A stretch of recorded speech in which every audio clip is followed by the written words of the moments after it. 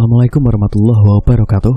Kembali lagi bersama saya Reksi, tentunya di channel Mr. M.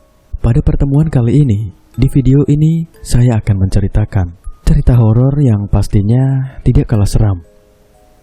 Tanpa berlama-lama lagi, kita masuk ke dalam cerita.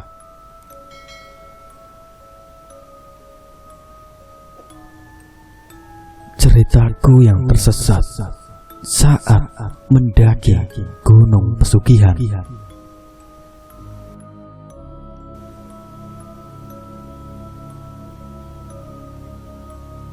Ayo Ran, cepetan dong jalannya, goda Eki sambil tertawa. Lontaran-lontaran ejekan terus dilemparkan kepadaku. Sebagai pendaki pemula, aku paham betul kalau aku sebentar-sebentar akan berhenti. Ini memang sering terjadi kepada pendaki pemula. Kalau ejekan itu, mungkin aku saja yang kurang beruntung karena punya teman brengsek yang suka meledek.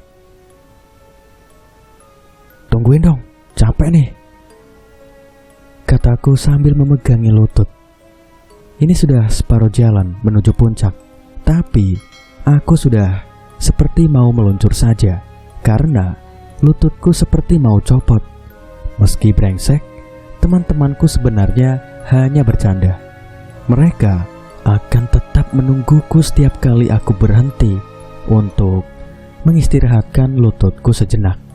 Kali ini mereka memutuskan untuk sekalian beristirahat karena ada yang ingin buang air kecil. Kalau sudah di gunung, buang air bisa di mana saja. Kek, cepetan kencingnya, keburu petang nih. Kita setidaknya harus sampai Sabana biar bisa bikin tenda, teriak Kevin, ketua rombongan kami, kepada Eki yang tengah kencing di semak-semak. Sambil menunggu Eki, kami memutuskan untuk meminum air yang kami bawa.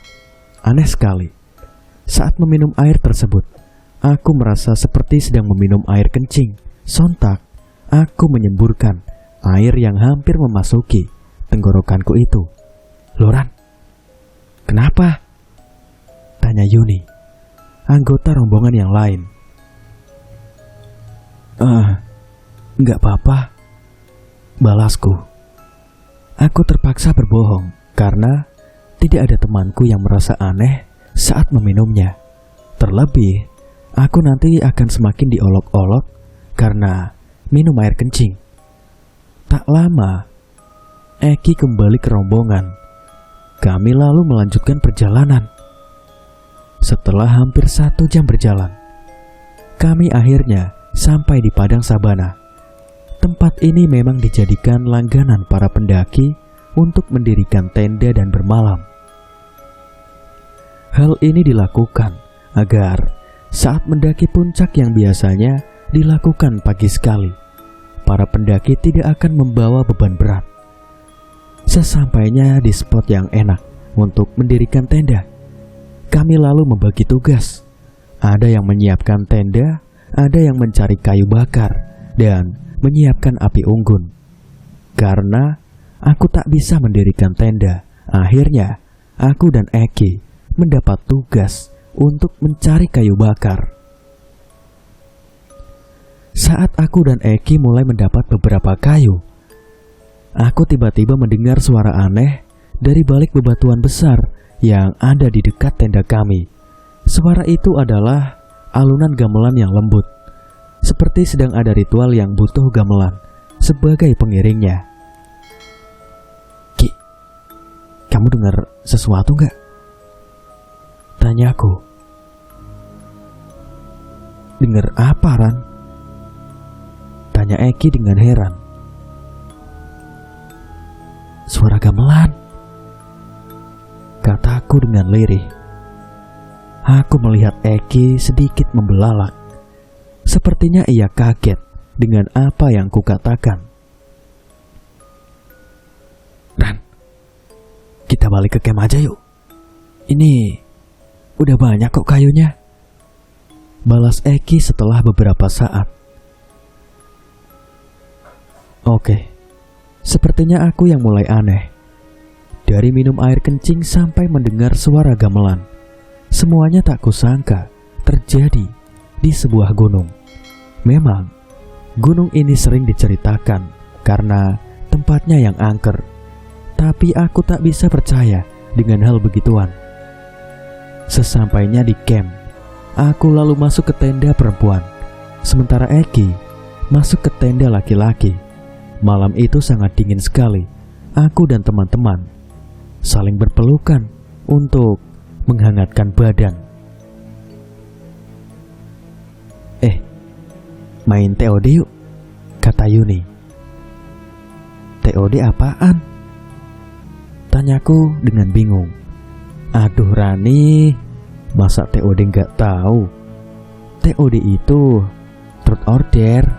Jadi nanti kamu pilih antara dua itu. Terus kami akan menentukan hal yang harus kamu lakukan. Jelas Sela, anggota rombongan lainnya. Agak malu, aku manggut-manggut saja mendengar penjelasan itu. Kemudian saat sendok yang digunakan untuk menentukan target itu berputar, ujungnya ternyata berakhir mengarah kepadaku. Karena gengsi dan ingin membuktikan kalau aku bukan anak cupu, aku memilih dare. Sekarang kamu keluar tenda dan kencing sendirian. Berani gak? Tantang Yuni. Berani dong, balasku dengan cepat. Aku lalu bergegas keluar tenda dan mencari tempat untuk kencing. Namun saat itu juga aku mendengar lagi alunan gamelan yang kudengar ketika mencari kayu bersama Eki. Karena penasaran, aku memutuskan untuk mencari sumber suara. Ternyata suara tersebut berasal dari balik bebatuan besar dekat tenda rombongan kami. Di sana ada seorang penari yang berlenggak-lenggok di tengah lapangan. Sementara di belakangnya ada sebuah rombongan pemain gamelan yang memainkan lagu untuk mengiringi penari tersebut. Tiba-tiba ada dua orang muncul dari belakang gamelan yang kemudian berjalan ke arahku. Dua orang itu membawa sebuah selendang yang ternyata dikalungkan di pundakku. Aku kemudian dituntun ke tengah untuk menari bersama penari itu. Tak kusangka, aku ternyata bisa menari layaknya seorang penari andal. Tubuhku terus bergoyang mengikuti alunan gamelan yang semakin menghanyutkan.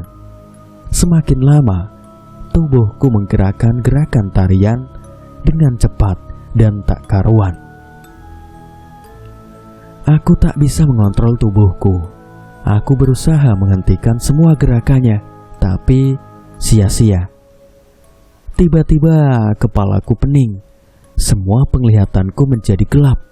Terakhir, aku hanya mendengar tubuhku membentur tanah yang sedari tadi kupijak. Aku terbangun di sebuah ruangan yang berbau obat-obatan. Tanganku diinfus dan aku terbaring di sebuah ranjang rumah sakit. Yuni terlihat sangat cemas di sampingku. Dia mengatakan kalau aku telah hilang selama 1 minggu sejak dirinya menantangku kencing malam itu.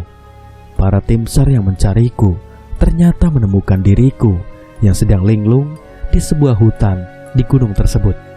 Setelahnya, aku langsung dibawa ke rumah sakit. Karena curiga terjadi apa-apa, mereka lalu memanggil orang pintar untuk mengecek keadaanku. Katanya, aku telah lancang memasuki arena ritual pesugihan yang dilakukan oleh seseorang. Orang pintar itu mengatakan kalau gunung tersebut memang kerap dijadikan tempat pesugihan.